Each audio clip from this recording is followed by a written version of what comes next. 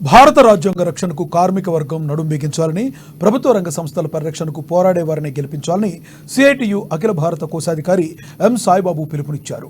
May Day వారోత్సవాల ముగింపు సభకు ఆయన ముఖ్య అతిథిగా హాజరయ్యారు. వారోత్సవాల ముగింపు నేపథ్యంలో అంతకుముందు సుందరయ్య భవనం నుండి సెంట్రల్ గార్డెన్ వరకు ర్యాలీ నిర్వహించారు. అనంతరం సభను ఏర్పాటు చేశారు. భారత కార్మిక వర్గం భారత రాజ్యాంగ రక్షణకు, ప్రభుత్వ రంగ సంస్థల పరిరక్షణకు పోరాడాలని సాయిబాబు తెలిపారు. బీజేపీ కేంద్రంలో అధికారంలోకి వచ్చినప్పటి నుండి రాజ్యాంగ మౌలిక సూత్రాలపైన దాడి చేస్తుందన్నారు. కార్మిక హక్కులను కాలరాస్తూ చట్టాల సవరణ చేసి లేబర్ కోడ్లను తీసుకొచ్చిందన్నారు. ప్రజాస్వామ్య హక్కులను కాలరాస్తుందన్నారు. దేశ కార్మిక కర్షక వర్గం నిర్మించిన ప్రభుత్వ రంగ సంస్థలను కార్పొరేట్లకు కారుచౌకగా అమ్మేస్తుందన్నారు. లౌకిక ప్రజాతంత్ర భారత రాజ్యాంగం బీజేపీ పాలనలో ప్రమాదంలో పడిందన్నారు. ఇది ఫెడరల్ స్ఫూర్తికి విఘాతం కలిగిస్తుందని ఆయన ఆవేదన వ్యక్తం చేశారు. ప్రజా వ్యతిరేక విధానాలను అవలంబిస్తున్న బీజేపీని చిత్తుగా ఓడించి అభ్యుదయ వామపక్ష లౌకిక శక్తులను గెలిపించాలని పిలుపునిచ్చారు.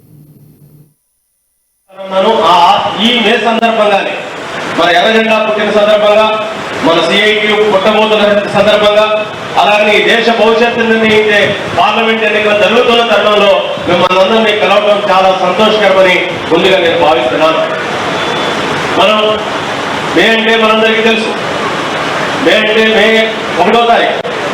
మే అంటే ప్రపంచ కార్మిక దినోత్సవం, ప్రపంచ కార్మికుల పోరాట దినోత్సవం.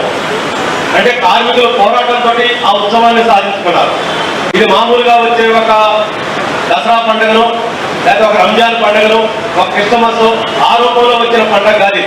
మే 1వ తారీఖు అంటే అనేక సంవత్సరాలుగా పెట్టుబడిదారీ పాలకులు, యాజమాన్యాలు కార్మిక వర్గాన్ని దోపిడీ చేసి, కార్మిక వర్గాన్ని నుంచి రక్తాన్ని మొత్తం కూడా పిండుకొని అధిక లాభాలు సంపాదిస్తూ, కార్మికుడికి విరామం లేకుండా 18 గంటలు 20 గంటలు పనిచేయించుకుంటూ కార్మికులకి కుటుంబాలతోటి గడపకుండా ఆ రకమైనటువంటి పెద్ద ఎత్తున దోపిడీ చేస్తారు.